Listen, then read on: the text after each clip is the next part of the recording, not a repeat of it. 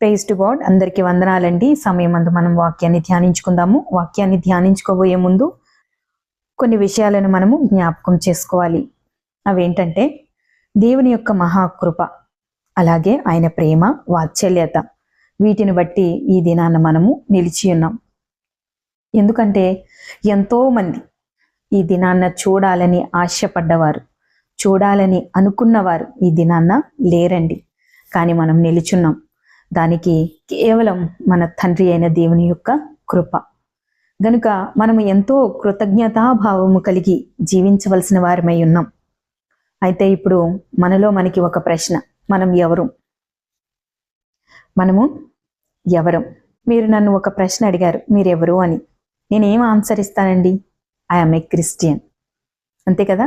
నేను మిమ్మల్ని ప్రశ్నించాను, మీరెవరండి అని. మీరేం సమాధానం చెప్తారు? ఆబ్వియస్లీ మీరు కూడా నేను క్రైస్తవరాలిని, నేను క్రైస్తవుణ్ణి అనే ఆన్సరే మనం ఇస్తాం. అయితే క్రైస్తవులం అంటే ఎవరు? ఇలా అర్థం అవ్వలేదా? క్రైస్తవంలో ఎవరు మనం? ఇది అసలైన ప్రశ్న అన్నమాట. క్రైస్తవుల్లో తేడాలు లేవండి? తేడాలు ఉన్నాయి కదా. సమయమందు మనం జ్ఞాపకం చేసుకోవలసిన అనేక విషయాలు మన ముందు ఉన్నాయి.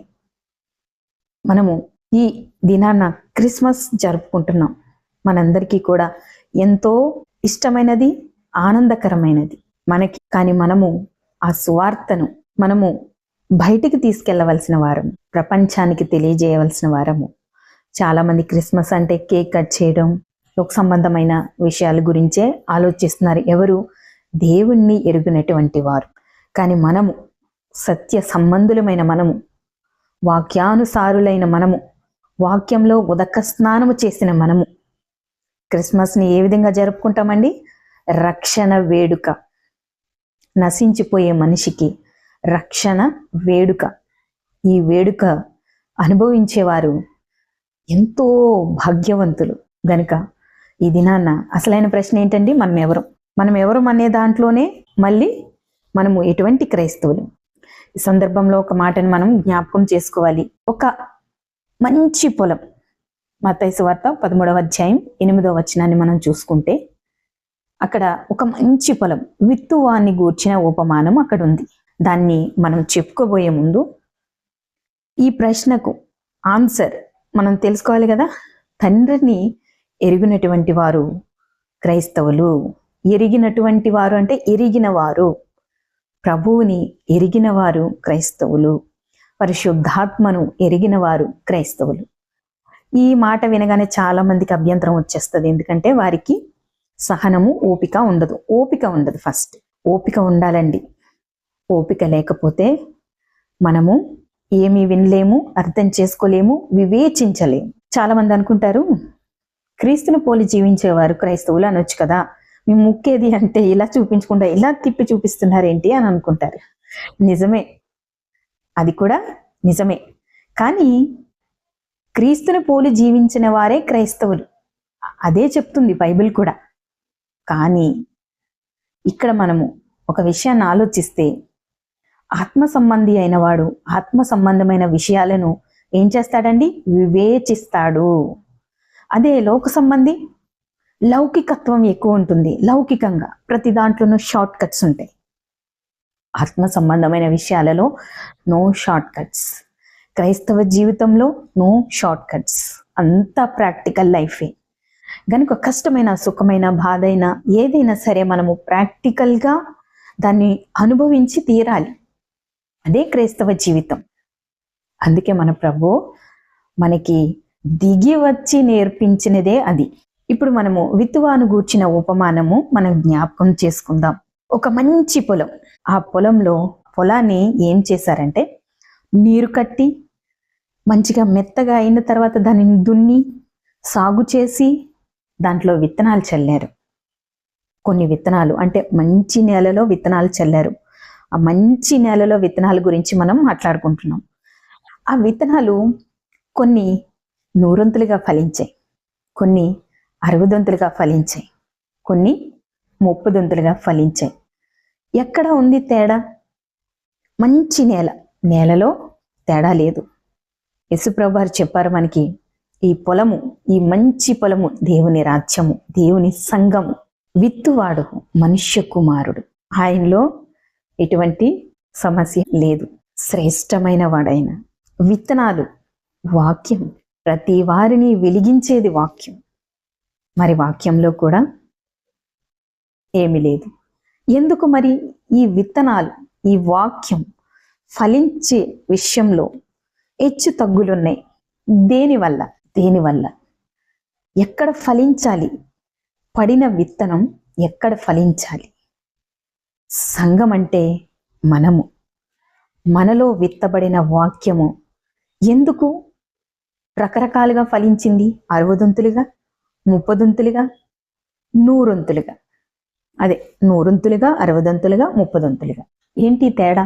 గనుక వాక్యాన్ని శ్రద్ధగా విని, వాక్యాన్ని అధ్యయనం చేసి, అనుభవపూర్వకంగా వాక్యంలో ఉన్న లోతైన సత్యాన్ని మనం తెలుసుకోవాలంటే మనకి ఫస్ట్ కావాల్సింది ఏంటండి? ఓర్పు. క్రైస్తవునికి, ఒక మనిషికే చాలా అవసరం అండి అది. ఒక క్రైస్తవునికి, ఒక క్రైస్తవరాలికి ఓపిక చాలా అవసరం అండి. ఓపిక ఓర్పును, సహనాన్ని పుట్టిస్తుంది. ఓర్పు ఓర్చుకుని అది ఎలా కన్వర్ట్ అవుతుందంటే సహనంగా కన్వర్ట్ అవుతుంది. సహనము సహించి అది దీర్ఘశాంతంలోని కన్వర్ట్ అవుతుంది. మనము దీర్ఘశాంతులుగా మారడానికి ఏముండాలండి? ఫస్ట్ ఓపిక, ఓర్పు. దీర్ఘశాంతం ఎవరి లక్షణం అండి? చాలా దీర్ఘశాంతం మన పట్ల వహించి, మనల్ని సహించి, మనల్ని భరించే మన కన్న తండ్రి యొక్క లక్షణం. ఆయన దీర్ఘశాంతుడు. అటువంటి దీర్ఘశాంతుని యొక్క లక్షణం మనలో ఉంటే మనం ఎవరం? దేవుని వారసులం. తన పోలికలు, తన స్వభావంలోనికి మనము మారుతున్న వారము. గనుక ప్రియమైన దేవుని బిడ్డలందరూ కూడా మనం ధ్యానించుకోబోయే ఈ చిన్న వాక్యాన్ని శ్రద్ధగా, జాగ్రత్తగా ఆలోచించాలి. ఇప్పుడు మనము కొన్ని దేవుని మాటలను ధ్యానిద్దాం. మనము ఇంతకు ముందే చెప్పుకున్నాం కదండి, క్రైస్తవులంటే దేవుణ్ణి ఎరిగినవారు, అలాగే ప్రభువుని ఎరిగినవారు, పరిశుద్ధాత్మ దేవుణ్ణి ఎరిగినవారు అని మనము చెప్పుకున్నాం. అయితే దేవుణ్ణి ఎరగడం అంటే ఏంటండి? దేవుణ్ణి ఎరగడం అంటే ఎఫెసీయులకు రాసిన పత్రిక 1వ అధ్యాయాన్ని మనం చదివితే అక్కడ చాలా అద్భుతమైన మాటలు మనకు కనిపిస్తాయి. ఆ అద్భుతమైన మాటల్ని మనం ఆలోచించాలి ఇప్పుడు ఈ సమయమందు. మీరు ఆ అధ్యాయాన్ని చదివితే మీకు అర్థమవుతుంది. దేవుడు జగత్ పునాది వేయబడక మునిపే ఆయనకు ఒక సంకల్పం ఉంది.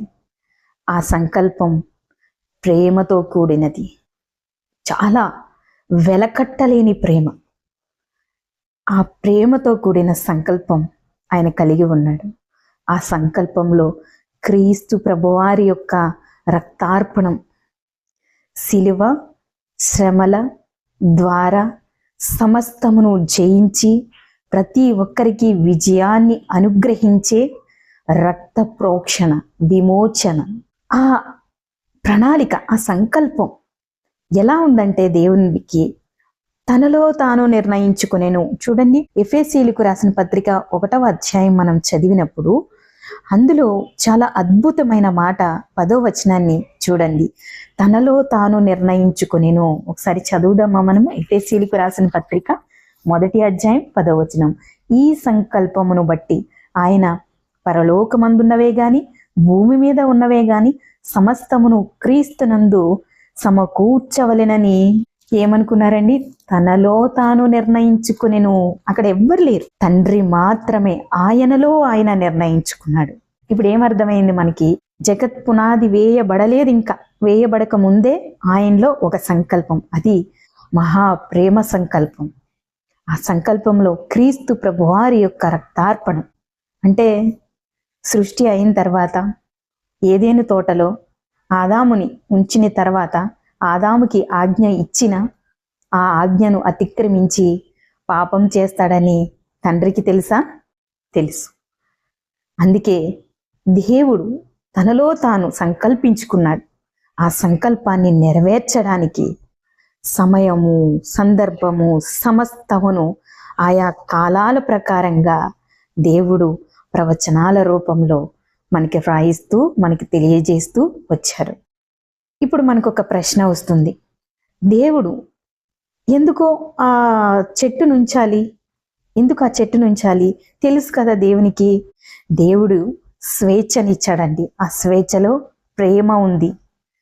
దేవుడు మనల్ని ఎంతగా ప్రేమించాడంటే మనల్ని స్వేచ్ఛగా వదిలేశాడండి.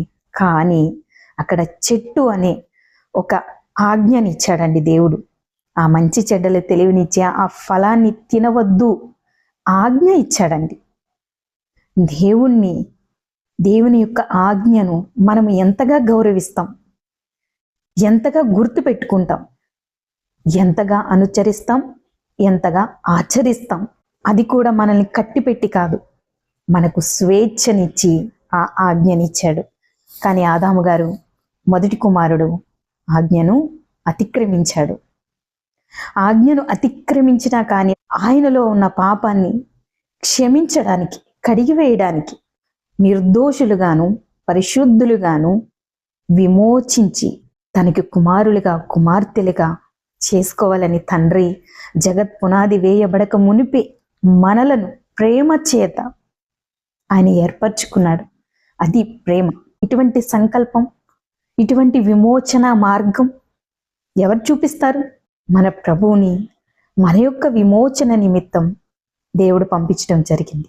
పరలోకమందున్నవి కానీ భూమి అందున్నవి కానీ సమస్తమును క్రీస్తు ద్వారా ఏకము చేయాలనుకున్నాడు దేవుడు. ఎందుకంటే తన స్వభావంలోనూ తన స్వరూపంలోనూ సృష్టించుకున్న నరుడు పాపం చేసి తనకి దూరం అయిపోయినప్పుడు ఆ దూరమైన ఆ కుమారుణ్ణి తిరిగి మళ్ళీ తన స్వరూపంలోనికి, స్వభావంలోనికి, తన యొక్క పోలికలోనికి మార్చుకోవడానికి దేవుని యొక్క ప్రణాళిక ఇది.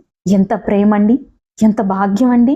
తనలో తాను నిర్ణయించుకున్నాడు జగత్ పునాది వేయబడక మునుపు అని మనకి అర్థమైనప్పుడు ప్రేమ చేత ఈ కార్యమంతటినీ చేశాడని మనం తెలుసుకున్నప్పుడు క్రీస్తు ప్రభువారి యొక్క రక్తార్పణము ద్వారా మనల్ని విమోచించటానికి ఆయన ప్రణాళిక రచించారు. అది కూడా ఆయనలో ఆయన నిర్ణయించుకున్నారు. ఇదంతా ఆయనకి ముందే తెలుసు అని ఎరిగిన నాడు మనిషి తప్పు చేయడానికి, మనిషి పాపం చేయడానికి ఏమనిపిస్తుందండి? తండ్రిని ఈ విధంగా తెలుసుకోవాలండి. ఈ విధంగా తెలుసుకున్న వ్యక్తి తప్పు చేయడానికి, పాపం చేయడానికి భయపడతాడండి. అందుకే తెలుసుకోవాలండి తండ్రిని. తండ్రిని ఎందుకు తెలుసుకోవాలండి?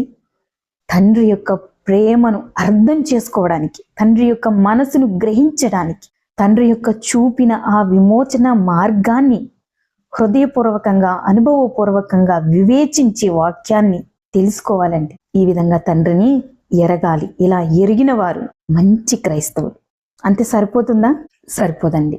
రెండవదిగా ప్రభువుని ఎరగడం. ప్రభువుని ఎరగడం అంటే ప్రభువు తండ్రికి చూపిన విధేయత, తండ్రి పని నెరవేర్చటానికి ఆయన పడిన ప్రయాస, ఆయన పడిన కష్టం తలుచుకుంటే ఈ రోజున మనం క్రిస్మస్ జరుపుకుంటున్నామంటే ఇది ఏంటండి? బర్త్డే ఫంక్షన్ కాదు, రక్షణ వేడుక.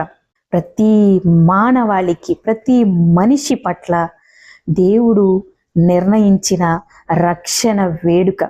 ఇందులో పాలు పంచుకుంటున్న వారందరూ కూడా ధన్యులండి. క్రీస్తు ప్రభువారు మనల్ని ఎలా ప్రేమించారంటే ఆయన దగ్గర ఇంకేమీ లేదు ఆయన సమర్పించడానికి. మానవుని యొక్క విమోచన కొరకు దేవుడు క్రీస్తు ప్రభువారు ఇక ఆ సమర్పించడానికి ఏమీ లేదండి. ఎవరైనా చూపిస్తారండి ఇలాంటి ప్రేమ మన పైన? వారి దగ్గర ఉన్నదంతా మనకిచ్చేసి, మన దగ్గర ఉన్నదంతా వేరే వాళ్ళకి ఇచ్చేసి, మన ప్రాణాన్ని సహితం ఇచ్చేసి మనం ప్రేమించగలమండి? ప్రేమించలేని మనల్ని ప్రేమించడానికి వచ్చాడు మన ప్రియమైన మన ప్రభు, మన రక్షకుడు. గనుక ఇది మనకి విమోచన వేడుక, రక్షణ వేడుక. ఈ వేడుక ఎంతో అమూల్యమైనది, ఎంతో త్యాగముతో కూడినది. గనుక ఇంకా యేసుక్రీస్తు ప్రభువారు మనం ఇంకా చూసినట్లయితే ఫిలిప్పీయులకు రాసిన పత్రిక 2వ అధ్యాయం 6వ వచనాన్ని చూసినప్పుడు ఆయన దేవుని యొక్క స్వరూపము కలిగినవాడు, దేవునితో సమానుడు కానీ ఆ దేవునితో సమానుడు రక్తములోను మాంసములోను పాలి భాగస్థుడై మన కొరకు దిగి వచ్చాడు. ఇది ఎంత భాగ్యమండి. మరి మనకి రక్త ప్రోక్షణ, మన పాపాలకు విమోచన ఆయన రక్తము కాబట్టి ఆయన రక్తములోను మాంసములోను మనలా పాలిభాగస్థుడై పరిశుద్ధుడైన ఆ దేవుని కుమారుడు మనందరి యొక్క విమోచన కొరకు ఒక పాత్రను పట్టుకున్నాడండి. ఆయన బలియాగం, ఆయన చివరి రక్తపు బొట్టు వరకు ఈ భూమి పైన ఒలికించబడింది. అది మన యొక్క పాపాల నిమిత్తమై ప్రాయశ్చిత్తం చేశాడు మన ప్రభువారు. అలా తెలుసుకోవాలండి ప్రభువుని ఎరగడం అంటే నాలాంటి వాడిని ప్రేమించాడు దేవుడు, నాలాంటి వారి యొక్క విమోచన కొరకు వచ్చాడు నా ప్రభు. నాలో ఎంత మాత్రమును ప్రేమ లేదు, నాలో ఎంత మాత్రమును క్షమాపణ లేదు, నాలో ఎంత మాత్రమును వినయము విధేయత లేదు. వాటిని నేర్పించడానికి నా ప్రభువు నా కొరకు వచ్చాడు. నన్ను విమోచించడానికి, ఆయన యొక్క రక్తాన్ని ధారపోయడానికి, రక్త మాంసాలలో పాలివాడై ఇక్కడికి వచ్చాడు నా ప్రభువు. ఈ విధంగా తెలుసుకోవాలండి ప్రభువుని.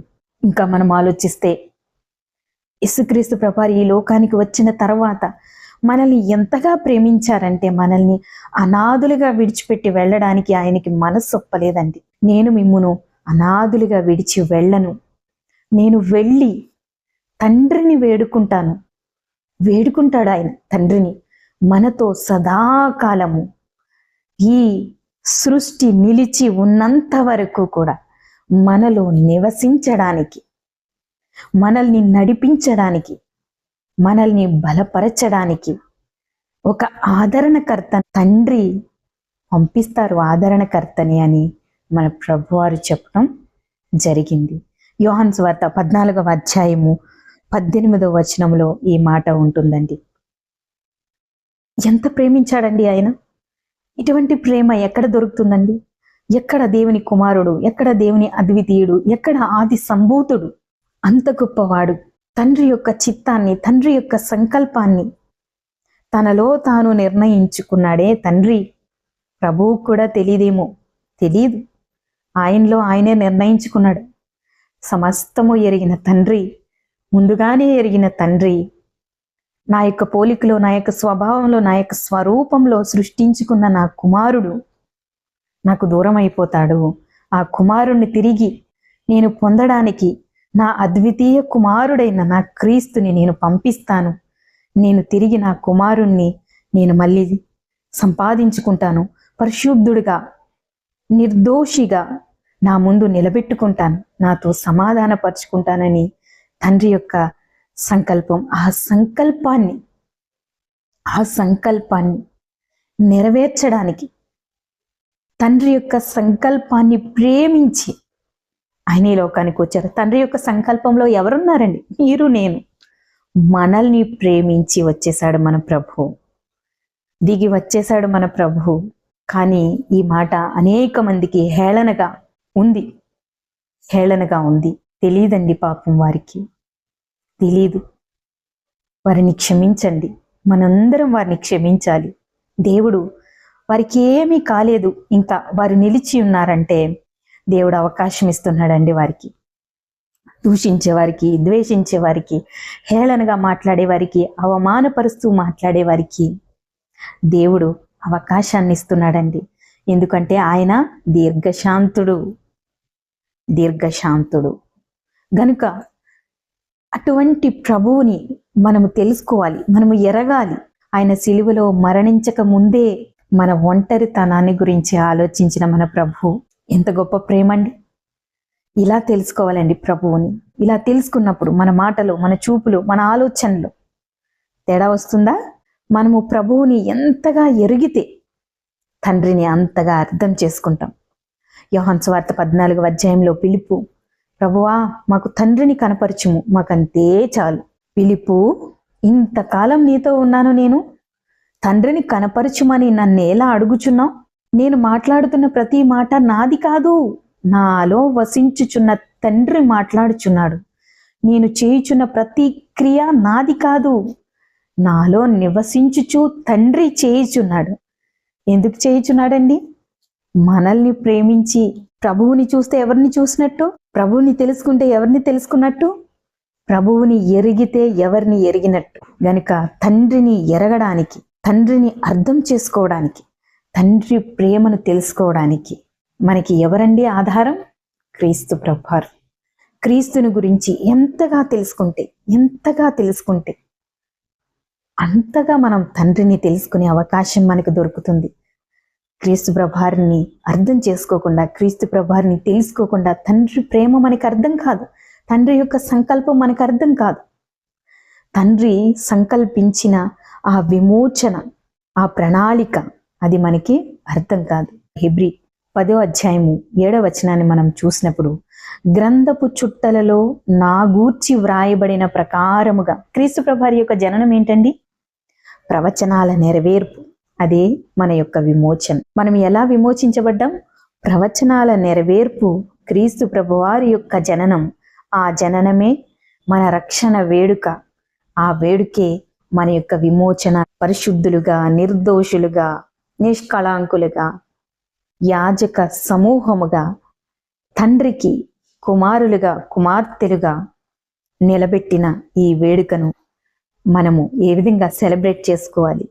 అనేక మందికి రక్షణ సువార్తను ప్రకటించాలి. క్రీస్తు ప్రభువారిని ఎంతగా అర్థం చేసుకుంటే అంతగా మనకి తండ్రి ప్రేమ, తండ్రి యొక్క సంకల్పం సమస్తం మనకు అర్థమవుతుందని మనం తెలుసుకున్నాం. క్రీస్తు ప్రభువారిని ఎరిగితేనే, క్రీస్తు ప్రభువారిని తెలుసుకుంటేనే, క్రీస్తు ప్రభువారు మన సొంత రక్షకుడని ఆ రక్షణను అంగీకరిస్తేనే పరిశుద్ధాత్మ దేవుణ్ణి పొందుకునే భాగ్యాన్ని మనము కలిగి ఉంటాం.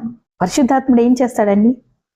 మనం విమోచన దినం వరకు కూడా ఆయన మనలో ఉండి సత్యములో నుంచి సర్వసత్యములోనికి ఆయన మనల్ని నడిపిస్తూ క్రీస్తు ప్రభువారి యొక్క స్వారూప్యంలోనికి మనం మారడానికి, మనం ఎదగడానికి మనకి ఎంతగానో ఆయన సహాయం చేస్తారు. విన్నారండి పరిశుద్ధాత్మ దేవుని యొక్క స్వరాన్ని? మీరు ఎప్పుడైనా విన్నారా? ఎప్పుడైనా ప్రార్థన చేసుకోకుండా పడుకుంటే ఆయన చెప్తాడా? ఎప్పుడైనా వాక్యాన్ని ధ్యానించకుండా సరే చాలా టైర్డ్ అయిపోయాను అనుకున్నప్పుడు ఆయన మాట్లాడతారండి మీతోటి? మాట్లాడితే మీరు ధన్యులండి. మానవ స్వరం కాదండి, అది బాహ్యంగా వినపడ్డానికి. ఆ స్వరం, ఆ మాట మనస్సుతో మాట్లాడుతుందండి. మనసు ముచ్చటించుకుంటాయండి. పరిశుద్ధాత్మ దేవుడు హృదయంలో ఉండి మనతో ముచ్చటిస్తూ ఉంటారు. మనం చేసే ప్రతి తప్పు మనకి తెలుస్తుంది. మనం జీవితంలో మనం కలిగి ఉన్న లోపాలను మనకి తెలియజేస్తూ ఉంటుంది. పరిశుద్ధాత్మ దేవుని ఎరగకపోతే ఎలా ఉంటుందండి మన క్రైస్తవ జీవితం? తండ్రి ప్రేమను అర్థం చేసుకోకపోతే ఎలా ఉంటుందండి? ఈ రెండు మనం కలిగి, ఈ రెండు మనం తెలుసుకుని, ఈ రెండు విషయాలలోనూ మనం పరిపూర్ణులుగా ఉండాలంటే మనకి ఆధారం మన ప్రభు, మన రక్షకుడు, మన యేసయ్య, మన క్రీస్తు ప్రభువారు. అందుకే నేను చెప్పాను, దేవుని ఎరిగిన వారు, క్రీస్తు ప్రభువారిని ఎరిగిన వారు, పరిశుద్ధాత్మ దేవుని ఎరిగిన వారు క్రైస్తవులు. ఎటువంటి క్రైస్తవులండి? మీకు అర్థమైపోయి ఉంటుంది ఈ పాటి. గనుక మనము వాక్యం విత్తబడుతూ ఉన్నప్పుడు మన హృదయాన్ని తెరవాలి. ఆ విత్తబడిన వాక్యము మనలో ఫలించాలి, నూరంతులుగా ఫలించే వారిగా ఉండాలి. ఓపికతో వినాలి, సహనంతో వినాలి. విని అర్థం చేసుకుని, గ్రహించి, ఆలోచించి మనలో ఫలించేటట్టు మనం ఆ వాక్యాన్ని గుర్తు చేసుకుంటూ ఉండాలండి. నాకు సహాయం చేసి నన్ను నడిపించండి, ఈ లోకంలో నేను నూరంతులుగా ఫలించే విశ్వాసిగా నేను ఉండాలి అని మనందరం ప్రార్థన చేద్దాం. అలాగే ఈ దినాన్న ఎంతోమంది క్రిస్మస్ వేడుకలు జరుపుకుంటూ ఉన్నారు. ఈ క్రిస్మస్ వేడుకలు క్రీస్తు ప్రభువారి యొక్క జనన దినం అనుకోకుండా రక్షణ వేడుకగా ప్రతి ఒక్కరికి మారాలని, మీ అందరికీ ఈ క్రిస్మస్ మీ జీవితాలలో అనేక రకాలైన ఆత్మీయ మేలులు, పరలోక సంబంధమైన మేలులు, క్రీస్తు ప్రభువారిలో మీరు నూరంతులుగా ఫలించే జీవితం, తండ్రిలో నూరంతులుగా ఫలించే జీవితం, పరిశుద్ధాత్మలో నూరంతులుగా ఫలించే జీవితం. అంటే వారి మాట వింటూ వారికి లోబడ్డమే మనం ఫలించడం. మీరు అలా ఫలించాలని, అలాగే మీ అందరికీ కూడా నూతన సంవత్సర శుభాకాంక్షలు తెలియజేసుకుంటూ లైఫ్ ఇన్ క్రైస్ట్ వారి తరపున ఈ రక్షణ వేడుక మీ అందరికీ, మీ కుటుంబ సభ్యులందరికీ రక్షణలోనికి నడిపించి దేవుని యొక్క అనేకమైన మేలులను మీరు పొందాలని హృదయపూర్వకంగా ఆశిస్తూ మీ అందరికీ వందనాలండి.